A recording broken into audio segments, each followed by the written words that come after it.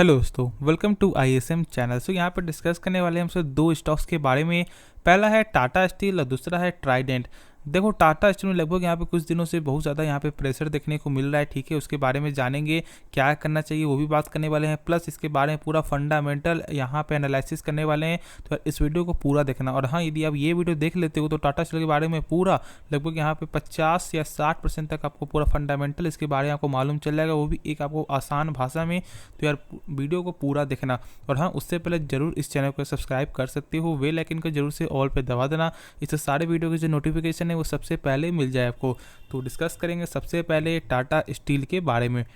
देखो, टाटा स्टील यहाँ पे पिछले मार्केट सेशन में लगभग जो है 1.5% तक यहाँ पे गिरावट देखने को मिला था। ऐसे तो ऑलमोस्ट यहाँ पे और ज़्यादा गिरावट निकल के आया था, क्योंकि यहाँ पे देखोगे तो लो जो लगभग यहाँ के 105 तक यहाँ पे शेयर आपको आ चुका था। ठीक है, और बंद लगभग आपको हुआ है 105 रुपया 60 पैसा पे। देखो, ये स्टॉक्स में लगभग कुछ दिनों से ज़्यादा ही तेज़ी, आप जानते हो कि यहाँ पे स्टॉक स्प्लिट के बाद कुछ लगभग यहाँ 2-3 दिन तक यहाँ पे तेज़ी देखने को मिला था, लेकिन उसके बाद फिर करेक्शन आपको होते होते फिर से शेयर आपको उसी प्राइस में, यानी लगभग उसी लेवल तक शेयर आपको आ चुका है। देखो, लगभग यहाँ पे 28 जुलाई को हुआ था। ठीक है, एक्सेट उसके लगभग 2 दिन तेज़ी आई, लेकिन फिर यहाँ पे गिरावट निकल के आया। देखो, इसलिए मार्केट में प्रेशर है। आप जानते हो कि मार्केट में लगभग निफ्टी 50 लगभग 350 पॉइंट से ज़्यादा भी यहाँ पे गिरावट निकल के आपको आया है।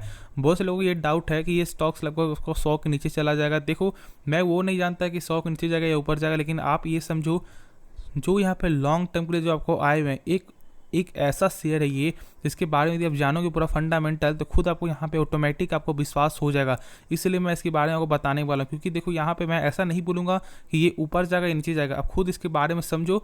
मैं आपको ऐसा बात इसके बारे में बताने वाला हूँ जिससे आपको पूरा जो डाउट है वो आपका क्लियर हो जाएगा, और खुद आपको यहाँ पर समझ में आपको आ जाएगा कि यहाँ पे करना है क्या चाहिए। तो बिना टाइम वेस्ट करते हुए देख लेते हैं।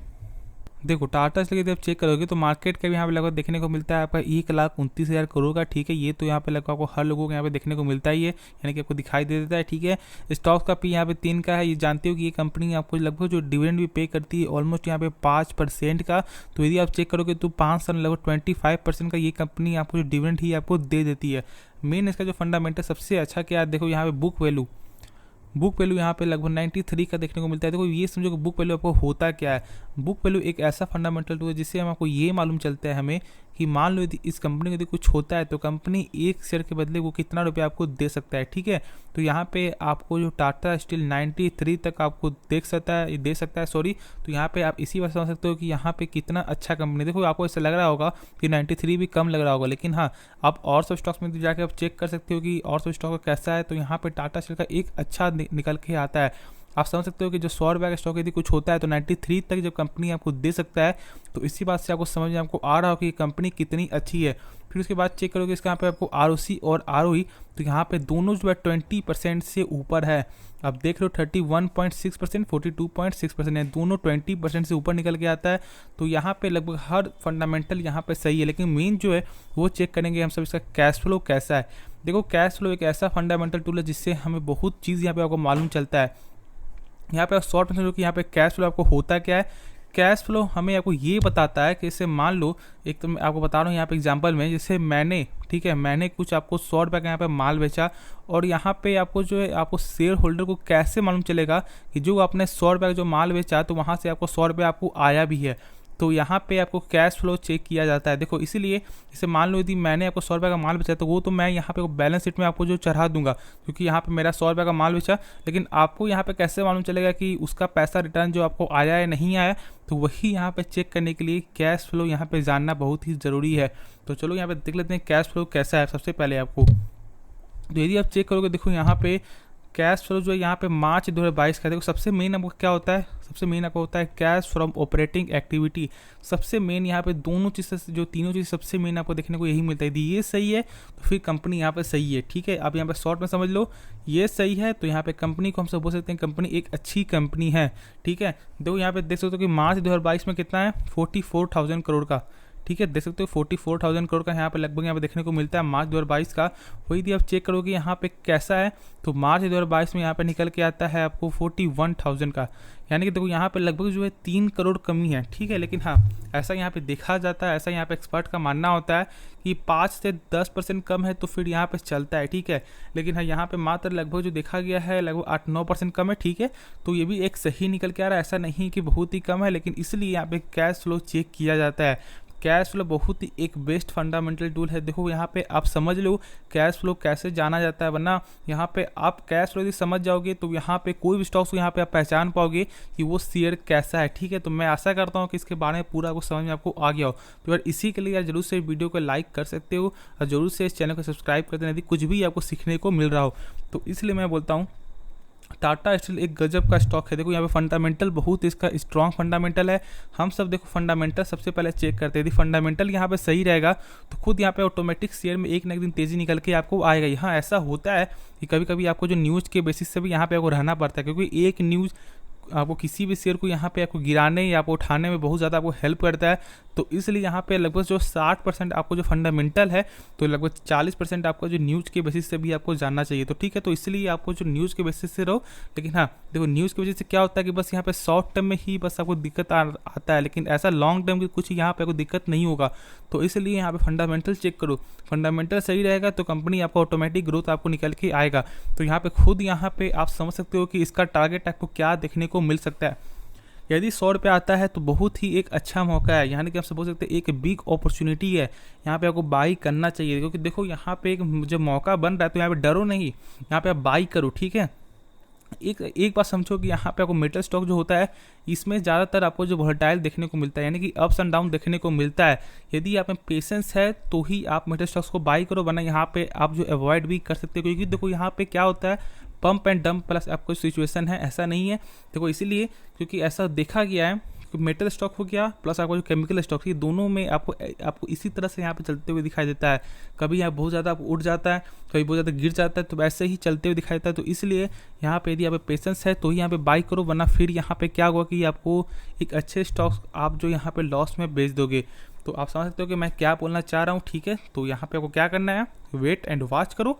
आपको यहाँ मौका बनेगा, 100 के नीचे आता है या 100 में आता है या उससे और नीचे जाता है तो यहाँ बाई आपको करना चाहिए, ऐड ऑन करते रहो। ठीक है, और यदि आपको हाई सोच रहे हो कि यहाँ पे आपको क्या करना चाहिए, क्या आपको हाई जाएगा नहीं जाएगा, एक सपोर्ट है 113 112 का सपोर्ट है। ठीक है, यदि उससे ऊपर जाता है तो यहाँ पे आप जो है तेजी का संकेत समझ लेना और तेजी यहाँ पे आ जाएगी। ठीक है, क्योंकि देखो यहाँ पे एक ही ट्रेंड में शेयर आपको लगातार ऐसे चलते हुए दिखाई दे रहा है, तो इसलिए यहाँ पे 112 113 तक वेट कर लो।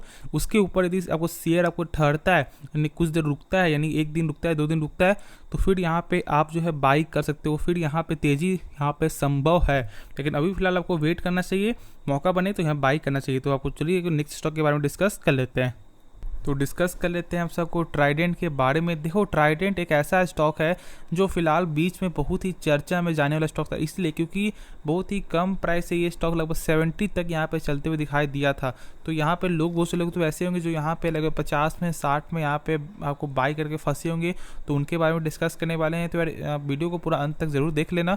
देखो ट्राइडेंट है जो यहाँ पे 3% गिरावट निकल के आया था, लगभग यहाँ पे 38 रुपये 25 पैसा पे आपको बंद हुआ है। मार्केट कैप इस कंपनी का यहाँ पे 19,000 करोड़ का मार्केट कैप है, यानी कि एक छोटी कंपनी है। ठीक है, पी जो है यहाँ पे 25 का यहाँ पे पी आपको आ चुका है। ऐसे तो पी तो यहाँ पे ऑलमोस्ट यहाँ पे थोड़ा सा आपको हाई था, इसलिए क्योंकि यहाँ पे बहुत ज़्यादा करेक्शन देखने को मिला है। सबसे पहली बात तो क्या हुआ था, Q1 का रिजल्ट यहाँ पे खराब आया था, जिसकी वजह से भी शेयर में लगभग 34-35 तक शेयर आपको आ चुका था। फिर आपको पंजाब की वजह से भी यहाँ पे गिरावट आपको आया था। ठीक है, जो पंजाब का जो न्यूज़ था तो उसकी वजह से गिरावट आया था, तो यहाँ पे लगातार गिरावट का इस स्टॉक में सामना पड़ रहा है। लेकिन एक समझो कि ये कंपनी यहाँ पे टेक्सटाइल की कंपनी है।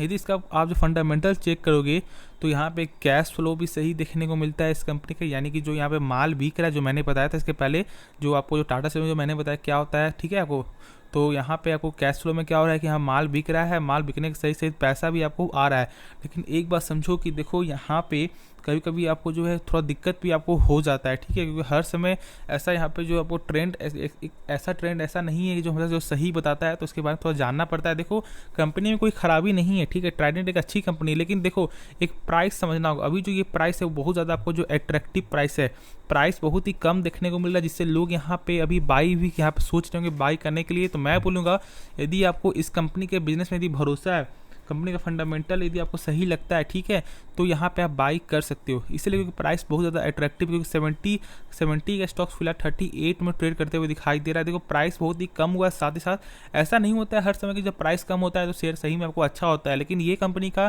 फंडामेंटल यहाँ पे सही निकल के आपको आता है, जहाँ तक मैंने आपको देखा है। तो इसलिए ये जो प्राइस है जो 38 है, यहाँ पे आपको अट्रैक्टिव प्राइस यदि आप इसके बारे में सोच रहे हो बाई करने का, तो थोड़ा सा नहीं तो कल के मार्केट में जहाँ पे मंडे का मार्केट जहाँ मुझे ऐसा लग रहा है कि यहाँ पे तेजी जरूर देखने को मिल सकता है, यानी करेक्शन देखने को मिल सकता है। करेक्शन क्या चीज़ का, क्योंकि आज का मार्केट यहाँ पे जो कल के मार्केट में क्या हुआ था कि 350 से ज़्यादा पॉइंट का गिरावट आया था, ठीक है। तो यहाँ पे ऐसा हो सकता है कि थोड़ा सा करेक्शन देखने को मिल जाए, तो यहाँ पे शेयर में से तेजी बनते हुए दिखाई दे सकता है, और ऐसा हो सकता है कि लगभग 40 तक भी शेयर आपको आ जाए, ठीक है। यदि आपको ऐसा नहीं होता है, मान लो यदि और ज़्यादा गिरावट होता है, तो यहाँ पे आप बाई कर सकते हो फॉर द लॉन्ग टर्म के लिए। यदि आपको ऐसा लग रहा है तो देखो ज़्यादातर तो आपको ये स्टॉक जो शॉर्ट टर्म के लिए बाई करना आप जो सोचना, क्योंकि देखो अभी ये स्टॉक का प्राइस उतना अच्छा नहीं हुआ है, ठीक है। ऐसा नहीं कि कंपनी बहुत बड़ी कंपनी होगी, ऐसा नहीं है, तो एक आपको छोटी कंपनी है, तो इसलिए जो आप बाई कर रहे हो तो जो आप बाई कर रहे हो यहाँ पे आप क्या करना कि एक छोटे यहाँ पे स्मॉल आपको अमाउंट से ही बाई करना। ऐसा नहीं कि यहाँ पे आपको जो है 40 रुपये का स्टॉक है तो यहाँ पे आप जो 50 रुपये लगा दो, या क्योंकि यहाँ पे आपको ज़्यादा पीस खरीदना है, ऐसा नहीं करना, ठीक है।